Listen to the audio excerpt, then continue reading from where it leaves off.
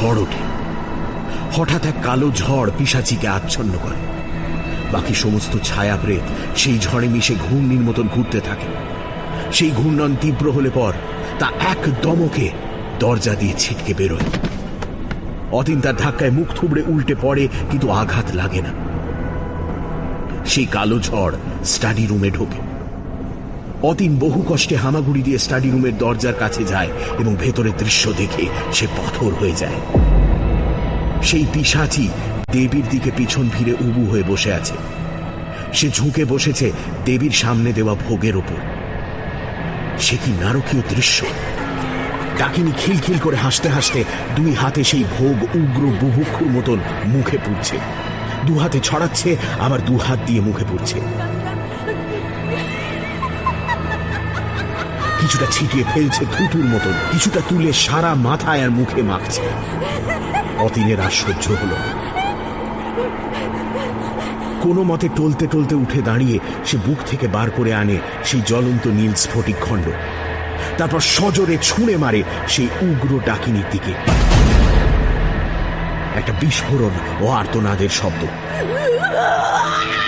তারপর অতীনের চোখের সামনে দুনিয়াটা অন্ধকার হয়ে আসে। অভিশাপের মতন যে কালো ছায়ার পরত সারা বাড়িটা ঘিরে নেমে এসেছিল, আস্তে আস্তে তা উঠে যাচ্ছে, গুঁড়ো হয়ে মিলিয়ে যাচ্ছে। সবশেষে একটা দীর্ঘ কালো ছায়া বেরিয়ে আসে বাড়ি ছেড়ে। এক নারকীয় হাহাকার ও আর্তনাদের সঙ্গে সেও মিশে যায় মহাশূন্য। অতীন পরের দিন রাত ভোরে মূর্তিটা হাওড়া ব্রিজের ওপর থেকে গঙ্গায় ফেলে দিয়ে আসে। শুধু মাঝরাতে যখন কোনো ছোট মালবাহী জাহাজ হাওড়া ব্রিজের নিচ দিয়ে যায়, কোনো কোনো নাবিক মাঝে মধ্যে জলের নিচ থেকে একটা তীব্র লাল আলো দেখতে পায় আর শোনে অতল জলের নিচ থেকে উঠে আসা সেই আহ্বান,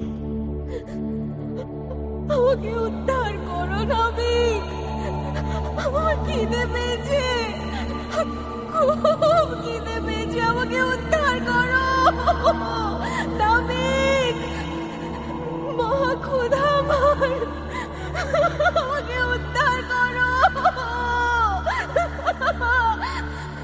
ভোগ দাও, ভোগ দাও, ভোগ, ভোগ দাও, ভোগ দাও।